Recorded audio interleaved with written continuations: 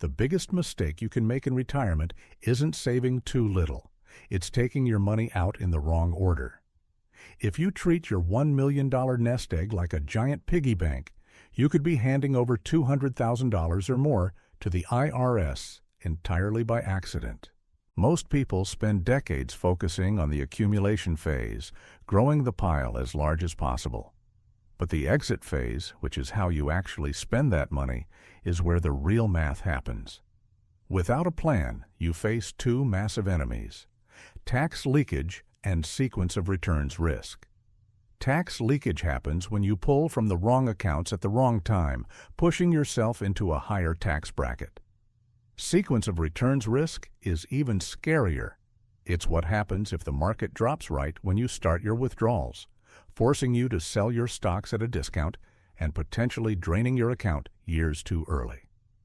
Let's look at two different retirees, both starting with $1 million and needing $50,000 a year to live.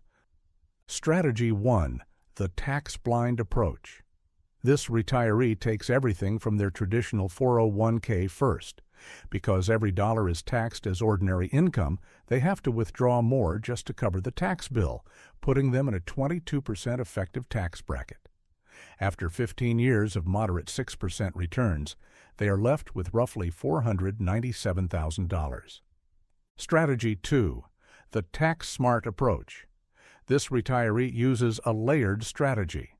They use their taxable brokerage account first, then fill up the lower 12% tax bracket with 401k withdrawals, and use their Roth IRA for the rest.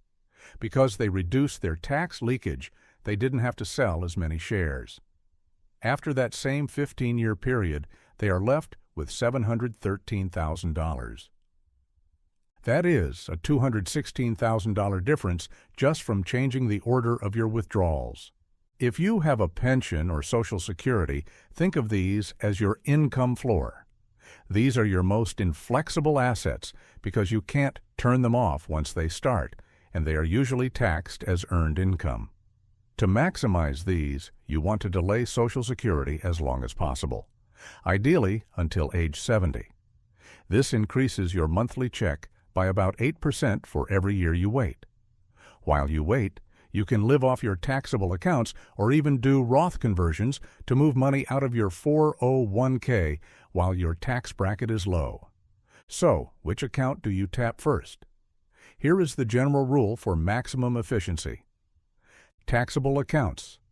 First, you only pay capital gains tax here, which is often 0% or 15%. Traditional 401k or IRA. Second, take just enough to fill the lowest tax brackets, usually the 10% and 12% tiers. Roth IRA. Last, since this money is 100% tax-free, let it grow as long as possible. It's your emergency fund for high-expense years or health crises. By following this sequence, you keep your taxable income low, avoid the dreaded Social Security tax trap, and ensure your money works as hard for you in your 80s as it did in your 60s. Retirement is about more than just the number in your bank account. It's about how much of that number you actually get to keep. Which of these three accounts, taxable, 401k, or Roth, makes up the biggest part of your current savings? Let me know in the comments below, and let's figure out your best move.